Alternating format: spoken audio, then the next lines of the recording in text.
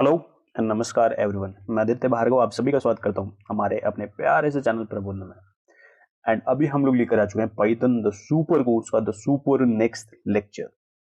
And आज के lecture में हम लोग बात करने वाले हैं नेस्टेड फॉर लूप के बारे में। तो हम जानेंगे कि नेस्टेड फॉर लूप क्या होता है एंड इससे रिलेटेड एक बहुत प्यारा सा एग्जाम्पल देखेंगे जो ऑलरेडी हम देख चुके हैं in case of while loop also.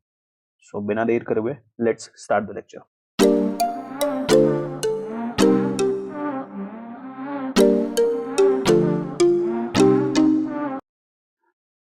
जब हम लोग नेस्टेड लूप्स के बारे में बात कर रहे थे तो हमने वहां पे इवन बात करा था कि जब एक लूप के अंदर दूसरा लूप मौजूद होता है तो हम उस कंडीशन को कहते हैं नेस्टेड लूप कंडीशन और नेस्टेड लूप स्टेटमेंट्स। ओके। अगर हम बात करें यहाँ पे सिनेरियो अगर आप देख रहे हो फॉर लूप का जो नेस्टेड लूप होता है वो किस तरीके से क्रिएट करते हैं। अगर आप देख रहे हैं तो ये हमारा एक फॉर लूप है एंड इस फॉर लूप की अगर हम बात करें तो इसके अंदर जो इनर फॉर लूप है वो एक लाइक स्टेटमेंट ही है, एक नॉर्मल स्टेटमेंट ही है। तो हुआ गया जब ये आउटर फॉर लूप स्टार्ट होगा, ये हमारा आउटर फॉर लूप है, जब ये लूप स्टार्ट होगा तो इसके अंदर का जो block of statement, normal block of statement और ब्लॉक ऑफ स्टेटमेंट्स हैं वो एग्जीक्यूट होंगे। उनके एग्जीक्यूट होने के बाद आपने जहां भी इनर फॉर लूप यूज करा होगा वो इनर फॉर लूप एग्जीक्यूट होगा। एंड जिस मोमेंट पर ये इनर फॉर लूप फेल हुआ उसी मोमेंट पर हमारा, क्योंकि अभी हमारा फॉर लूप तो स्टार्ट ही हुआ है ना, जो आउटर फॉर लूप स्टार्ट हुआ है, तो अब ये बेसिकली ये पूरा का पूरा ब्लॉक ऑफ स्टेटमेंट ही है, नॉर्मल ब्लॉक ऑफ स्टेटमेंट है आउटर फॉर लूप के लिए। तो ये रन होगा, इसके रन होने के बाद आपका फॉर लूप कंटिन्यू होता रहेगा, आउटर फॉर लूप कंटिन्यू होता रहेगा। एंड द मोमेंट हमारे आउटर फॉर लूप का जो कंडीशन है वो फेल हुआ तब आपका ये जो आउटर फॉर लूप है वो कंप्लीट हुआ। क्या मतलब इसका कि हमारे पास एक आउटर फॉर लूप है, उसके अंदर एक इनर फॉर लूप है एंड इस चीज को हम कहते हैं नेस्टेड फॉर लूप। तो एग्जीक्यूट कैसा होता है और कैसा दिखता है ये, अगर हम देखें तो कुछ ऐसा होता है। होता क्या हमारे पास आउटर फॉर लूप होता है, इसकी एक कंडीशन होती है, वो चेक होता है। वो कंडीशन अगर ट्रू होती है तो फिर अंदर का ब्लॉक ऑफ स्टेटमेंट एंड अंदर का फॉर लूप एग्जीक्यूट होता है। अंदर का फॉर लूप ऑफ कोर्स जब तक एग्जीक्यूट होता रहेगा जब तक उसकी कंडीशन ट्रू होती रहेगी, ये एग्जीक्यूट होता रहेगा। जैसे ये फॉल्स हुआ उसके बाद क्या होगा, फाइनली कमांड जो है वो आउटर फॉर लूप पे जाएगा, फिर उसकी नेक्स्ट कंडीशन चेक होगी, फिर उसके अंदर के ब्लॉक ऑफ स्टेटमेंट रन होंगे, साथ में आपका अंदर का फॉर लूप भी दोबारा एग्जीक्यूट होगा। इनर फॉर लूप का खुद का एक कंडीशन है जैसा कि आपको पता है, एंड वो कंडीशन जब तक ट्रू होती रहेगी तब तक वो रन होता रहेगा। जैसे वो फॉल्स हुआ फिर वो कमांड किसके पास चला जाएगा, आउटर फॉर लूप के पास चला जाएगा।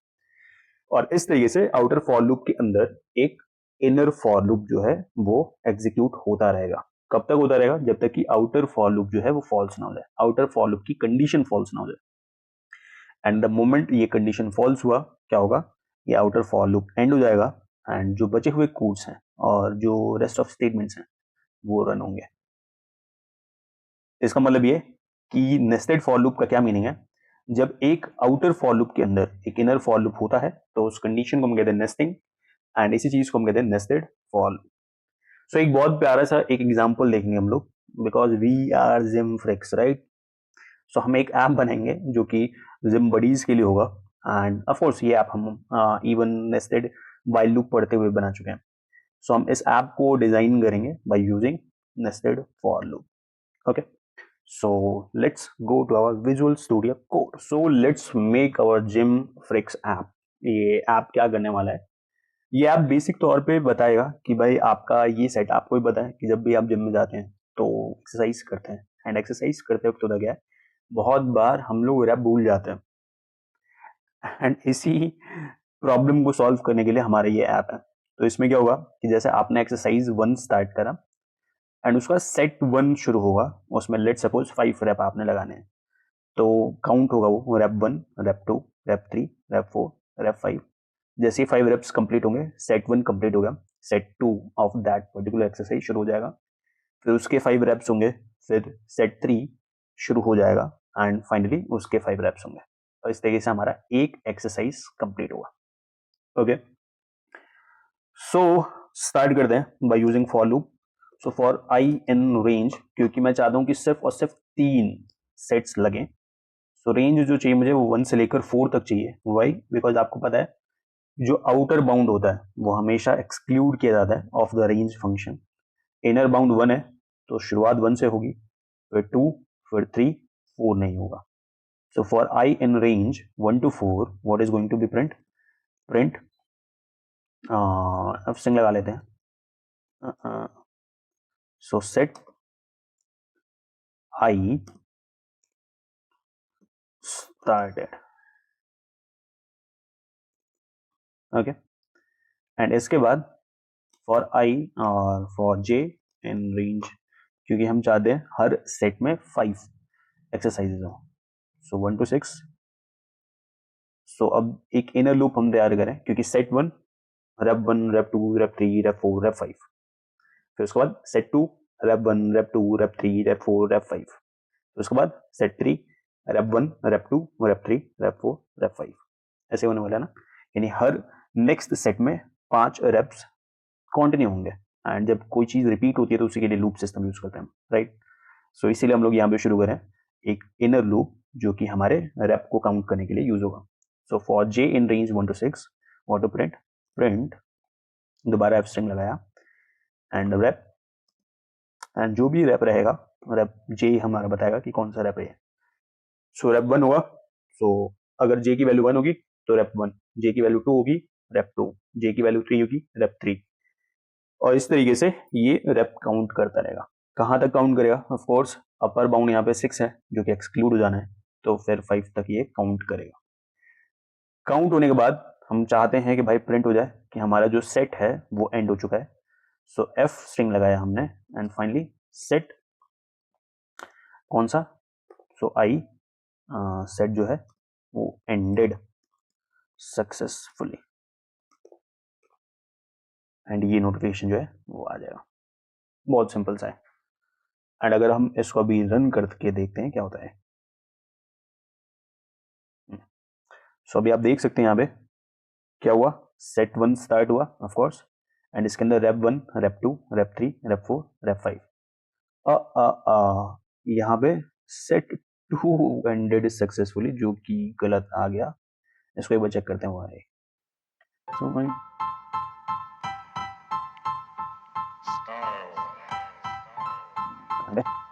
Style is the answer to everything. A fresh way to approach a dull or dangerous thing. To do a dangerous thing with style is what I call art. So basically कुछ था नहीं, यहाँ interior glitch था and उसी glitch की वजह से कोई चेंज नहीं करा मैंने कोड में. एंड आप नोटिस कर सकते हो कि सेट 1 स्टार्ट हुआ, उसके अंदर 5 रेप काउंट हुए, सेट 1 एंड हो गया. फिर सेट 2 स्टार्ट हुआ, 5 रेप्स हुए, सेट 2 एंड हुआ. एंड देन सेट 3 स्टार्ट हुआ, उसके अंदर के 5 रेप काउंट हुए, एंड उसके बाद सेट 3 एंड हो गया. अब ये फर्स्ट टाइम क्यों एरर आया हुआ था ये माइट भी मुझे भी नहीं पता है. ये हो सकता है किसी इंटीरियर ग्लिच की वजह से, बहुत बार हो सकता है, पॉसिबल है. ओके, सो एक बार डिस्कस करते हैं क्या हुआ है. सो शुरुआत में आई की वैल्यू, ऑफ कोर्स आपको पता है कि रेंज फंक्शन जो है वो हमें कौन कौन से आई की वैल्यूज देने वाला है यहाँ पे. सो अगर हम बात करें, सो रेंज फंक्शन के हिसाब से जो आई की वैल्यूज रहेंगी वो रहेंगी 1 देन 2 देन 3. तो सबसे पहले आई की वैल्यू क्या होगा? 1 होगा, एंड उसके बाद प्रिंट हुआ सेट 1 स्टार्टेड. अब उसके अंदर, क्योंकि ये आउटर लूप के अंदर का जो इनर लूप है वो एग्जीक्यूट होना ही है of course. So for J in range 1 to 6, सो अगर हम J की वैल्यू बात करें कि J की वैल्यू कहाँ से कहाँ तक है, तो J की वैल्यू आपके लिए है 1 से लेके 5 तक, 1 2 3 4 5. सो J की पहले वैल्यू आई 1 एंड प्रिंट हुआ रेप 1. उसके बाद J की वैल्यू, क्योंकि जैसे ही ये इंटीरियर ब्लॉक जैसे ही खत्म होगा क्या हो जाएगा, आपको ही पता शायद कि जैसे ये interior block of statement run हुआ, एग्जीक्यूट हुआ, आपका ये इनर लूप जब तक कंप्लीट नहीं होता तब तक आगे कोई कहानी बढ़ेगी नहीं. सो फिर रेप 1, फिर rep 2, rep 3, rep 4, rep 5, why increasing because all the way for loop का जो वेरिएबल की वैल्यू होती है वो ऑटोमेटिकली इंक्रीज करती है, बाय डिफॉल्ट इंक्रीज करती है बाय 1. एंड दैट्स वाई पहले J की वैल्यू 1 हुई तो रेप 1 लिख दिया, जब J की वैल्यू 2 हुई तो रेप 2 लिख दिया, जब J की वैल्यू 3 हुई तो रेप 3 लिख दिया, J की वैल्यू 4 हुई तो रेप 4 लिख दिया, एंड J की वैल्यू जब 5 हुई तो रेप 5 लिख दिया. आपको ये बात तो समझ आ रहा होगा कि जब भी ब्लॉक ऑफ स्टेटमेंट, लूप के अंदर के जो ब्लॉक ऑफ स्टेटमेंट होते हैं वो रन होने के बाद, फॉर लूप के केस में क्या होता है कि ब्लॉक ऑफ स्टेटमेंट रन होने के बाद हमारा जो वेरिएबल है, जो काउंटर वेरिएबल है, यहाँ पे काउंट करने के लिए J है, उसकी वैल्यू ऑटोमेटिकली इंक्रीज होती है बाई 1 एंड वही हुआ है यहाँ पे। ओके एंड यही हो रहा है बार बार इंक्रीज होने की वजह से rape 1 rape 2 rep 3 rep 4 rep 5 and finally जैसे ये पूरी कहानी खत्म होती है तो हमारे आउटर लूप का एक ब्लॉक ऑफ स्टेटमेंट है, ये पूरा का पूरा आउटर लूप के ब्लॉक ऑफ स्टेटमेंट्स है ये पूरा का पूरा। सो पहले प्रिंट फिर इनर लूप फिर प्रिंट, ये पूरा का पूरा ब्लॉक ऑफ स्टेटमेंट किसका है? आउटर लूप का। सो पहले प्रिंट वाला ये रहा, सो पहले प्रिंट की वजह से ये हुआ, फिर इनर लूप की वजह से ये 5 चीजें हुई एंड फिर आउटर प्रिंट की वजह से लास्ट एंड प्रिंट की वजह से ये चीज हुआ, जो कि ये यहाँ पे गलत है ऑफ कोर्स। सो अगर हम बात करें यहाँ पे, सो फर्स्ट प्रिंट की वजह से, सो इस प्रिंट की वजह से ये हुआ है, सेट 1 स्टार्टेड लिख रहा है। फिर इस इनर लूप की वजह से, ये जो इनर लूप है, इस इनर लूप की वजह से ये 5 के 5 जो रेप हैं वो लिखे गए हैं एंड उसके बाद ये लास्ट प्रिंट की वजह से क्या हुआ है, ये सेट 1 एंडेड सक्सेसफुली लिखा रहा है एंड ये पूरा का पूरा ब्लॉक ऑफ स्टेटमेंट है, वेरी सॉरी, एंड ये पूरा का पूरा ब्लॉक ऑफ स्टेटमेंट है किसका? आउटर फॉर लूप का। एंड इसी आउटर फॉर लूप में ये इनर फॉर लूप भी है जो कि ब्लॉक ऑफ स्टेटमेंट ही है आउटर फॉर लूप का। सो एक लूप के अंदर दूसरा लूप होना, दिस इज कॉल्ड नेस्टिंग। सो अब आप देख सकते हैं कि नेस्टिंग का क्या इंपॉर्टेंस है एंड हम लोग नेस्टिंग कहाँ यूज करते हैं। सो अगर चीजें पसंद आ रही हो तो प्लीज लाइक करें, शेयर करें, सब्सक्राइब करें एंड ऊपर से प्रैक्टिस करते रहें। ऑल द वे पूरा का पूरा खेल जो है वो प्रैक्टिस का ही है। सो बिना प्रैक्टिस के तो बिल्कुल मत आओ भाई, हमेशा प्रैक्टिस करते रहो एंड यही मोस्ट इंपॉर्टेंट की है भैया। So for now let's say bye bye, signing of.